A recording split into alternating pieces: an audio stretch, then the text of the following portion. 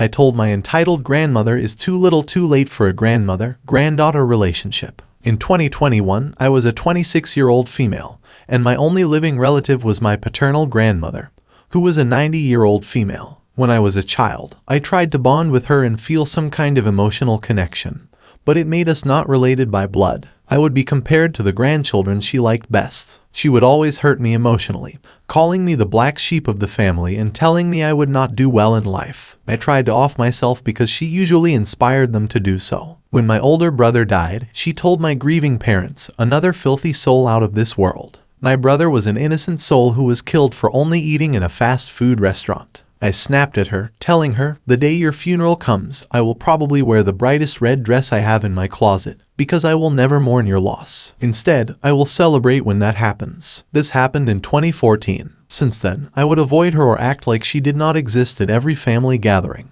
I would not even go to her birthday parties. So she got sick last November, and she wanted all of her children and grandchildren to take care of her in the hospital since her favorite daughter, my aunt, and her favorite grandchildren can't. She told my dad this over the phone, and I told her, sorry, but my grandparents died in 2004 and 2012, and I do not have any other grandparents since I am not a granddaughter to my last living grandparent. She started to cry and told me that I am her granddaughter and that this could be a good time for us to get closer and fix our relationship. I asked her, now I am your granddaughter. I needed you for 26 years, but you broke me emotionally in that time, and I cannot fix it because I have to study and work.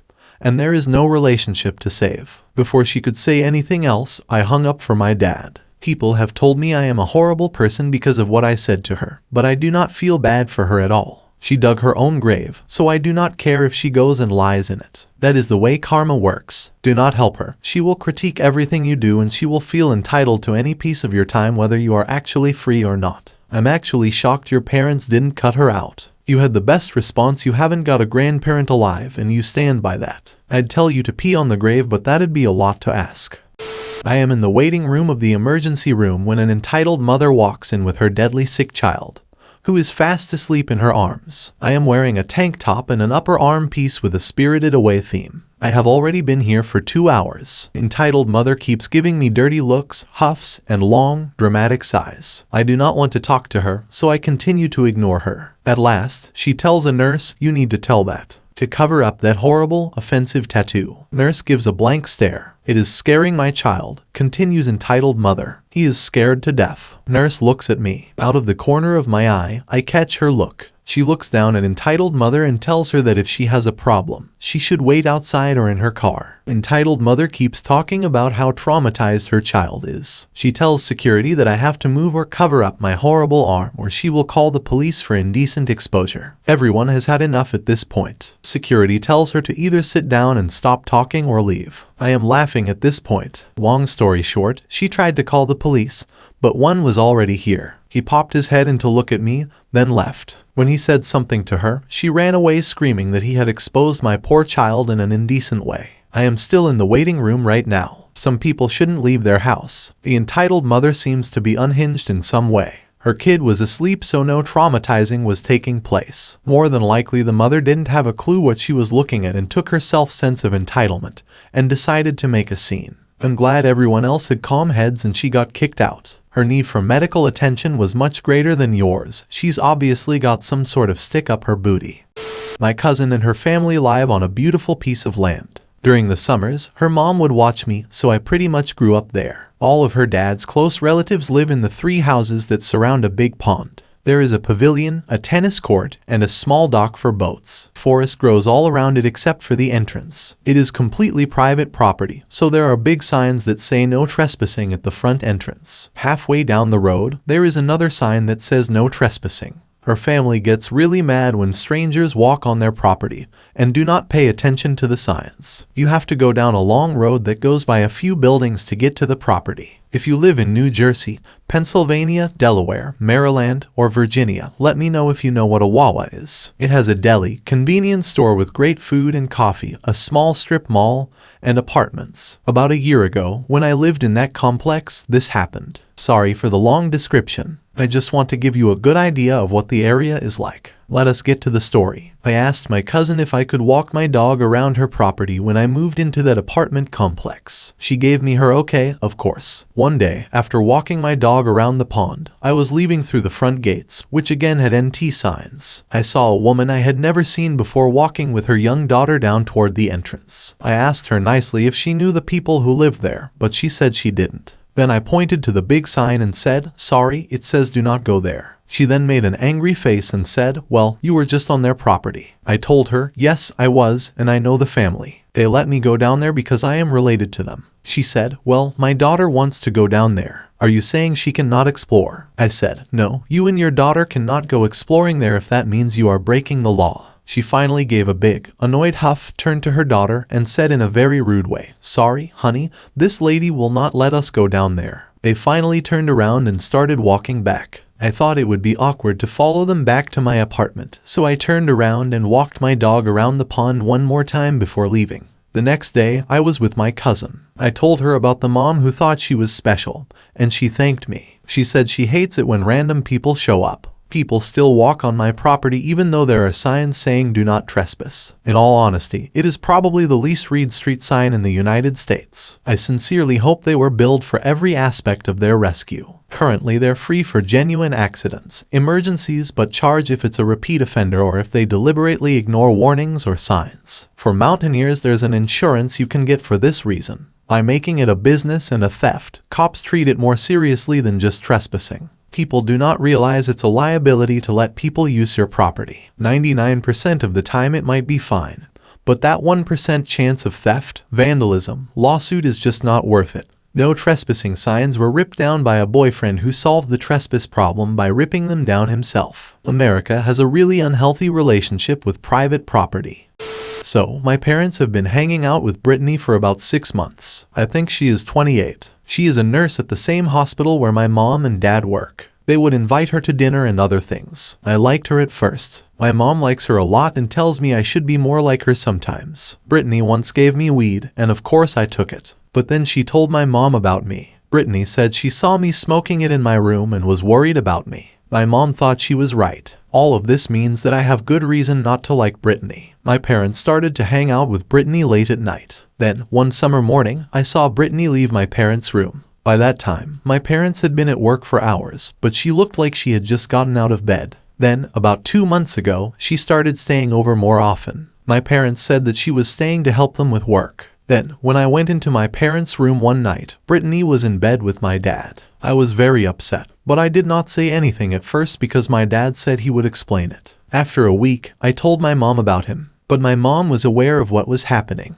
She and her dad talked about how special Brittany was as a friend. She said that my dad was not cheating because they were sharing Brittany, whatever that means. I thought it was weird and tried to move on. Well, it was not good that when I got home on Monday, Brittany's stuff was everywhere. Brittany is now going to live with us, it seems. They said it was because her rent was too high and they wanted to help her. Well, she has been here for less than a week, and I am already sick of her. She is very nosy, and we have to share a bathroom. My friend had come over to help me with my math homework. Well, Brittany told my parents that night that she was worried about me being alone in my room with a boy. My parents stay up late at work, so they did not know he was coming over. But now, because of Brittany, we have to stay in the kitchen so she can keep an eye on us and make sure we do not do anything wrong. My mom will not let me use tampons, but I am in cheerleading and I need them. So my friend gave me some to use whenever I wanted. I forgot to put them in my locker, so Brittany must have found them in my bag. I flipped my lid when I saw her looking at them. I told her she was not my babysitter and to stop bothering me. Brittany was very upset and said I made her feel like she did not belong. She said she was going to leave, and my parents acted like I was crazy. I mean, I get that it is their house, but I feel like at least I should have been told she was coming. She never left, of course, and now she is back to telling me how to act. My mom got the results of a test I took and must have told Brittany about it. She said I would have to use boric acid suppositories and that she would make sure I did so. I really think it is too much for Brittany to be a parent, and I think my parents are crazy to think I should just do what they say. Brittany is a drama starter, and they need to learn how to lie good. Brittany works with special needs kids. Opus is on the spectrum, and Brittany is already undermining Opus and making herself an authority, i.e. setting the stage so Opus's parents are unlikely to believe Opus about inappropriate behavior. A home should be a child's safe space. How is she planning to make sure you keep up with them? Will she be forcing you to insert them while she watches? You should report this to a trusted adult. Talk to your mom to make sure it was true. Record everything and then email it to yourself at a private email account. That way you have proof of what you say. If not by a doctor, they can do more harm than good. Was on the boat of a client to get measurements for a job they want me to do. The place where they are docked is next to a nice sidewalk that anyone can use. When I was out on the front porch, I heard a family walking by. I knew who they were, but I did not look them up until, excuse me, since they were so close, it scared me, so I looked up. A mother and her child were standing on the sidewalk in front of the boat. Sorry, you surprised me. Can I help you? People often stop me to ask for directions to a bathroom or to find out what I am doing. It is not unusual for a conversation to start up out of the blue, and I am happy to help or have a chat. Hey, could you keep an eye on my kid for a second? There is no reason, no greeting, nothing. I was speechless for a second while my brain tried to figure out what had just happened. Before I could say anything, the mother spoke up. It is okay. She can just come hang out with you on your boat. What? Her child looked to be kindergarten age, maybe even younger. Before she could start walking toward the pier, I finally got my thoughts together enough to say something. No, I am sorry. This boat is not even mine. Oh, whose boat is it, then? Like it is relevant. This is the boat my client owns. Is she ready to go? Ma'am, I am working, I said, raising my voice a bit and holding up a bunch of measuring tools. Just for a second, she pleaded. I was shocked. Sorry, no can do. I was going to say more, but she cut me off, so I couldn't. Well, can you get off the boat and watch her here? I gave her another look of surprise. I am working, I said slower. I am sure my boss would not like it if I watched weird kids while I was working. I was about to say more, but her child was crying and pulling on her mother's hand very hard. She snapped, fine, and quickly dragged her child up the stairs. I am not going to lie, it was very strange and scary, and my heart was beating very fast. I am shocked. Boats and docks are not safe places for kids, especially if they do not have a life jacket. A weird child, not knowing if they can swim or if they have ever been in the water. What about their behavior and whether or not they will follow safety rules? Why would you give your child to a stranger who works in a place where kids are not safe or welcome? While they are at work, I am a stranger. Next time, I should ask the boat's owner if they can back their boat into the space, so I do not have to work while facing the public. P.S. I work for myself, but it is 100% true that my boss would not like it if I watched weird kids while I was working. In America, you have the right to sue anyone for whatever you see fit, but that doesn't mean you're automatically entitled to a large sum of money. You need to have a contract with someone. Verbal does not count, where person A agrees to do for in return. If person A does not do the job at all, or if it is not included in the contract, then you can sue, but only if person B has already paid person A. Some of these videos don't have audio, but they all look the same. If it ever happens again, start drumming your fingers together, grin creepily, and say yes, yes, I can watch your delicious child. Just in the back of your mind, of course. Some people get high on all the attention they get when their child, loved one is really sick and or dies. I am Shannon, and I have been married to Tony for 13 years. We have a daughter, Janelle, who is 12 years old. Because of Tony, his brother Miles, and their family, the last 13 years have been very hard. Let me fill you in on a bit of history. In 2020, Miles is diagnosed with schizoaffective disorder, and his family has done nothing but make it worse. While Janelle was talking to his mother, he started to fight with her. I left the room because I heard it in the hallway. When I got there, a 6-year-old man was literally facing down a 10-year-old girl and threatening to hit her because she talked back to him. I stood in front of him and told him he could not touch anyone. His mother tried to calm him down and get him out of the house, while Tony sat on the porch and watched what was going on. I asked Tony why he did not help, and he said that his mother was taking care of it. I was angry and could not believe what had happened. A month later, Miles and his daughter Jessica show up. I am in the shower when I hear him arguing with my daughter. He says, I am going to hit you, and your father and mother cannot stop me. I got out of the shower right away, but he was gone and Jessica was there. I told Janelle to get dressed because we have to leave the house. I called my husband and told him that Jessica is in the house and that we are leaving. When Miles comes back and sees us waiting for an Uber outside, he starts yelling at us and calling us all kinds of names. When the Uber came, we got in it quickly. When he told us to go, he walked up to the Uber and punched the window on the side where I was sitting. When I got to my parents' house, I called the police. They took my statement, gave me a report, and then left. I heard that after we left, he was yelling at people on the street in the same way. I told my husband that Miles needs to go to the hospital or he will end up in jail or worse. He told his parents, but they did not do anything. Instead, they sent him to work with them to watch him. When he saw my husband coming, Miles snuck away and went to the house. When things got really bad, the police were called and he was put in jail. Now that it is 2022, I have not seen Miles or his family since that event. My husband's birth family has been trying to get us to spend time with them, even though we would rather swallow hot coals. On Mother's Day, he asked my husband out of the blue if he could bring Jessica to see Janelle. I almost choked on my food because of her nerve, and I told her no. I told my husband that no one, including him, has apologized or made up for anything.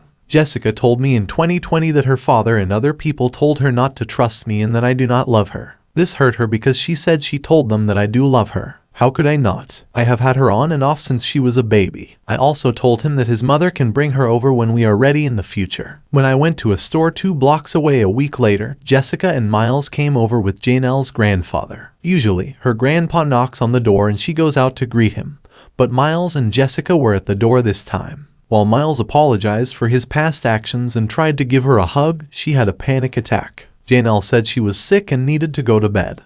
But Jessica came in and talked to her for a few minutes. My daughter called me right away and told me what happened in such a panic that my heart dropped to my feet and rolled around. I was back home in less than 5 minutes. I called my husband again to tell him what had happened, and he put an extra bolt on the door. Today, my husband calls and asks if Jessica can stay for a few hours. I told her, no, you need to give me more notice. She can come by next Saturday. Janelle and I hear a knock on the door about 30 minutes later. I look out the window and see Jessica and her father. Now I am confused because I definitely said next Saturday, and for obvious reasons, I do not want Miles here. After a while, they leave, and my husband comes home while I am in the shower again. When I turned off the water, I heard a small voice. Who is in the kitchen? Jessica. I told her, hi baby, you can come next Saturday. We are going to have a fun day, while Tony was showing her out the door. I asked Janelle how she got in, and she said that Tony brought her in. I told my husband to make sure all the doors were locked before he left because I did not want anyone to come in. He said that no one was trying to get in, and I told him that his brother was banging on the door. He said his brother was leaving Jessica with him, which was impossible because his brother was at work. I asked him what was wrong because he was staring at me very hard. He starts yelling at me, saying that I am being stupid because I do not want Jessica to come over and that I am holding on to the past. He makes it sound like I just do not want her to come over because I do not want her to hang out with Janelle. I tell him to get out of my face and leave, but he keeps shouting and then bumps his chest into mine. I tell him to stop before I call my brother. He tells me to call him, even though he knows that if my brother shows up, he will not do anything. And he keeps bothering me. I told him that if he touched me, I would call the police. He said, call the police for what? And then poked me, trying to get me to fight back. I keep telling him to leave, but he has to go back to work, so he finally gets up and goes. My mom thinks I should give up and let Jessica come over whenever she wants, but I know they just want a free babysitter, and I do not want to deal with these problems anymore. TLDR, deserving husband and his family are upset with me because I will not let my abusive brother-in-law, who has schizoaffective disorder and has threatened to hit my daughter more than once and is being helped by the family, drop off his daughter, whom I have raised since she was a baby but have not seen in 2 years. Today, my husband called me stupid, yelled at me until he chest bumped me, and said that I am keeping her from our daughter because I am stuck in the past. Update: Janelle and I took some of our things and are staying with a friend right now. After he went to work today, we left. I am open to different ideas and trying to figure out what the best next step is. My daughter is very smart, and she knows that what her family does is wrong.